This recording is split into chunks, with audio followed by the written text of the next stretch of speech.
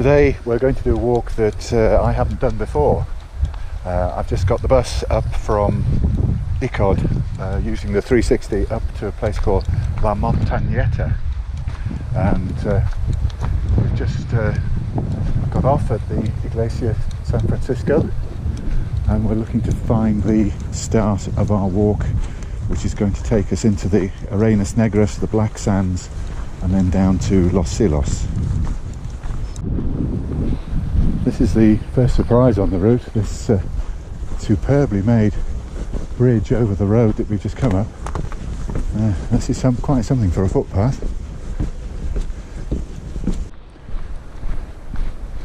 This is a lovely undulating trail through the forest.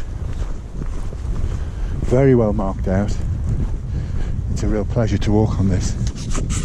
Nice soft underfoot. Not too steep up and down. It's great. It's the TF43. Here's a junction, so there's our marker post up this way. Crossing a road, or a track anyway.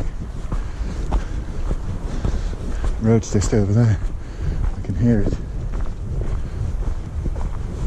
So TF43,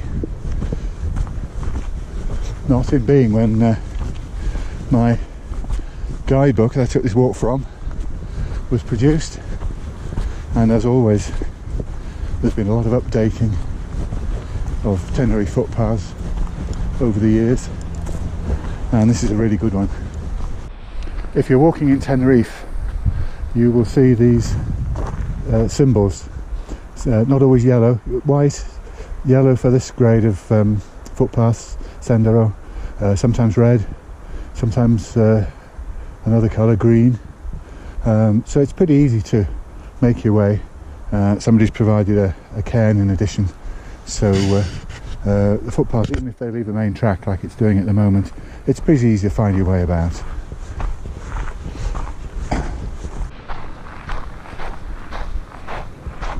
Trees are definitely thinning out a bit more now, and you can start to see the black sands, certainly on the left hand side here, and also underfoot, sloping away gently on the right hand side.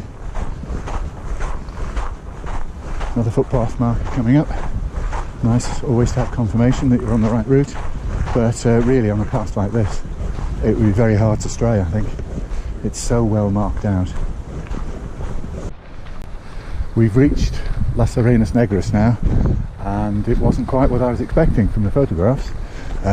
We're just in the middle of the picnic area, which is fantastic. It's still in the forest, very well equipped with benches and places to light a barbecue, and you can bring your caravan or motor caravan up here as well.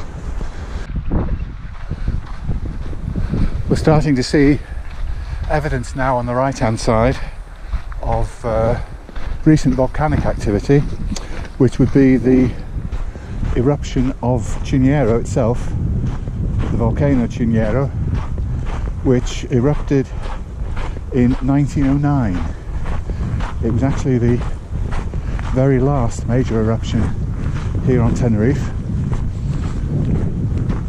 and for a while it was giving great concern because the lava field was moving towards the little town of Santiago del Teide, which is on the sort of the other side of the park from where we are now. As you can see, not much has taken hold on this lava flow. There is something up there, whether that's just a footpath marker, a park marker, I don't know, but there are a number of little shrines around the edge of the volcanic area, because there were lots of prayers being offered up to save the town of Santiago del Teide, and fortunately the lava flow did indeed stop some way short of the town itself. So several shrines were put up in thanks for that. Here's a slightly different terrain that we've reached. Just climbing up into the lava field now.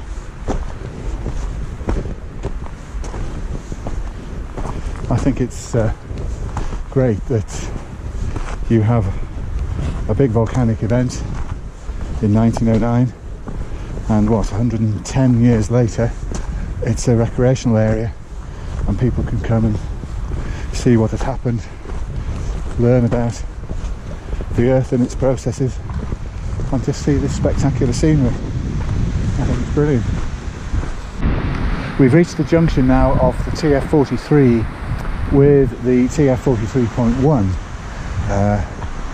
We've come up, not from Garachico, not that far, but we've certainly been beyond the Arenas Negras, starting the walk at La Montañeta. Now, I would really like to go on to Chiniero, up that way, but I'm tempted to leave that for another day, because the only bus back from Santiago del Teide is probably best part of 6 o'clock. So there would be a long wait there if we went down that way. So I think we're going to go the way I was originally planning, which was on the 43.1 down to San Jose de los Llanos, 4.4 kilometers, so we're going to do that fairly quickly, and we'll see what's up this way. Just have a look at this stuff on the right here. Very sculptural and jagged. This I think is I think it's called rock lava, and it's very slow moving, and I suppose it's as dangerous as any other lava, but because it's slow moving you're not going to get caught up in it particularly. But if it's trundling towards your home, I'm sure it's very frightening indeed. And clearly not much in the 100 years or so since the eruption has been growing down this particular channel, although either side of it, of course, where the lava hasn't affected, then the trees are quite mature. Slightly different terrain again here, walking very much on the pumice, the black pecan, I think they call it in Spanish. A bit more exposed. There are some trees, but they're quite spartan and not very big. Just off on our right we have a nice, I suppose it would be a cone at one time. I think that's another face of the hill we were looking at earlier. And no doubt you can tell from the wind noise on the recording, it's quite breezy. We're a little bit less sheltered now. All the time we've been out here I've been wondering, when are we going to see Teide? When do we get a glimpse of Teide? And looking back, here's our first chance. The peak on the right, the lower peak, is Pico Viejo, and just behind the tree there, at the moment anyway, is the summit of Teide itself. And here we are, we've reached the section now where the trees have disappeared completely. We're getting buffeted a bit. Getting another good look at this near hill, and then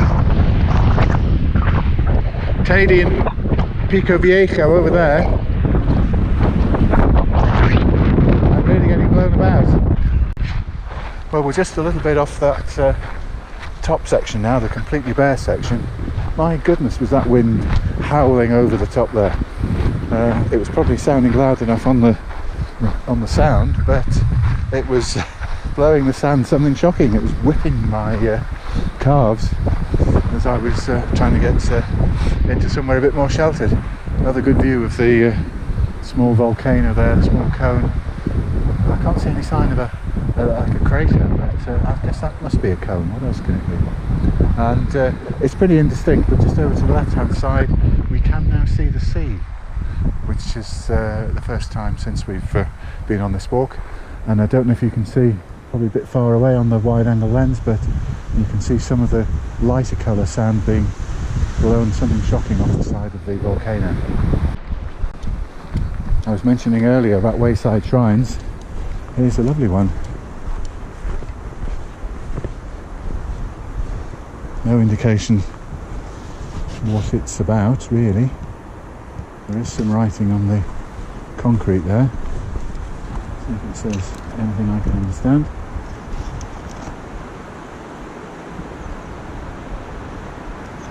Not really, except it was put up in 1959.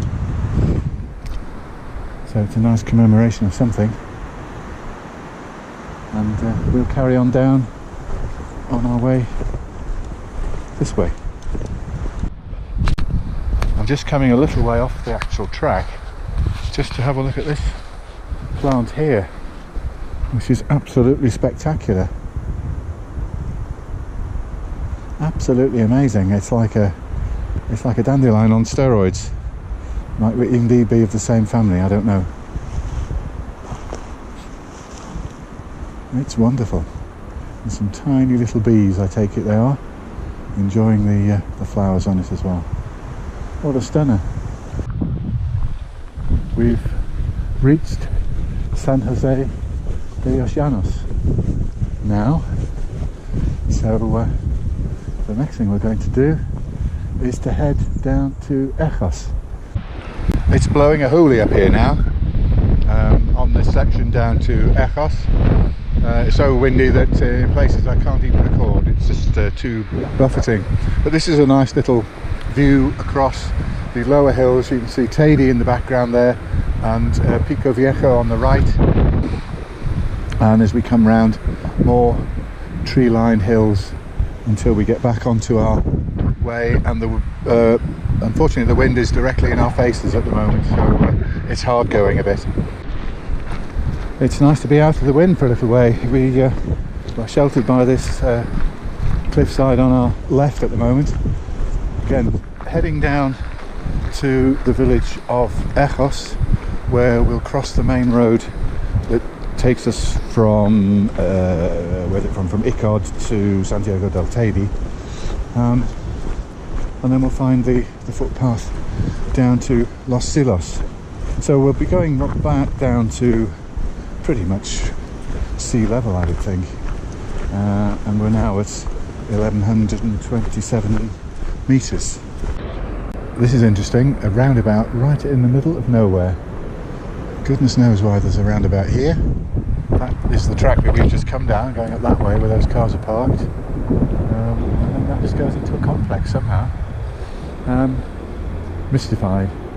Anyway, there we go. Nicely decorated too.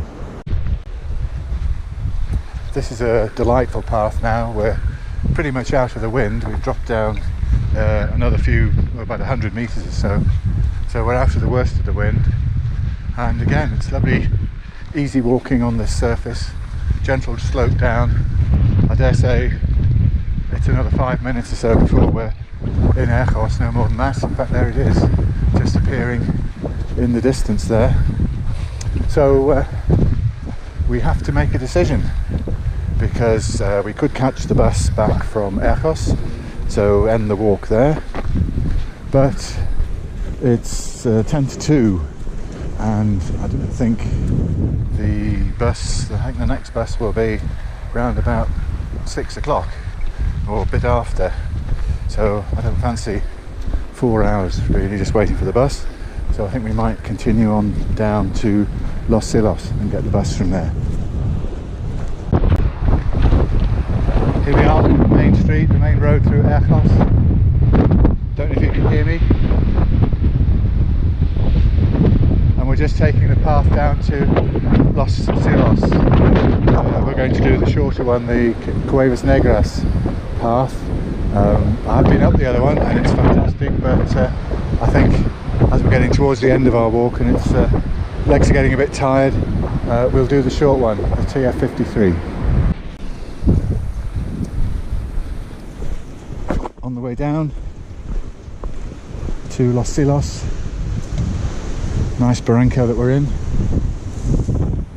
and we can see the sea, and probably you can't, but I can see loads of white horses on the sea, because it'll be blowing a hoolie over the sea as well.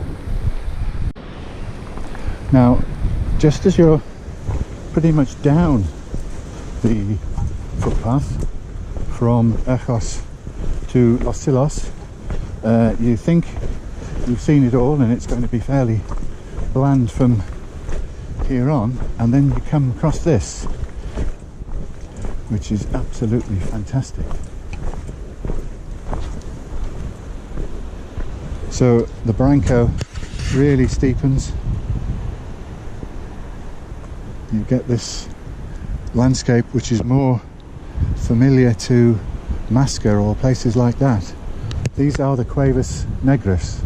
I'm not sure there are any actual caves here, black or any other colour, but it's just such a stunning landscape. But just look at that scenery. Unbelievable. And that down below is our destination, because that's the village of Los Silos.